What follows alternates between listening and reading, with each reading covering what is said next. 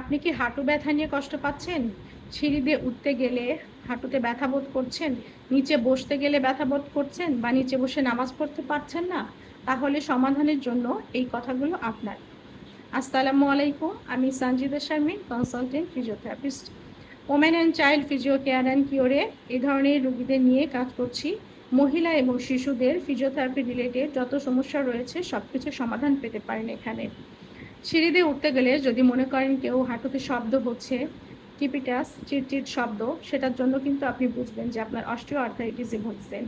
এছাড়া নিচে বসতে না পারা বা নামাজ পড়তে গেলে নিচে না বসতে পারা, দীর্ঘক্ষণ দাঁড়িয়ে থাকলে হাঁটু ব্যথা করা বা হাঁটতে গেলে হাঁটু ব্যথা বা খুঁড়িয়ে হাঁটা, এই ধরনের সমস্যা জটিলতা থাকলে কিন্তু আপনাকে গুরুত্বপূর্ণভাবে খুবই দ্রুতভাবে ফিজিওথেরাপি চিকিৎসা নিতে হবে। একজন ফিজিওথেরাপিস্টের কাছে গেলে আপনাকে আপনার হাঁটু পর্যবেক্ষণ করবেন এবং এক্স-রে করে তার কন্ডিশন দেখে দেন তারপরে আপনাকে সেভাবে ফিজিওথেরাপি দিয়ে হয়তো 14 থেকে 21টা সেশন আপনার চিকিৎসা নিলে আপনি অনেক আরাম পাবেন এবং সুস্থভাবে চলতে পারবেন। ধন্যবাদ। সকলে ভালো থাকবেন। আল্লাহ হাফেজ।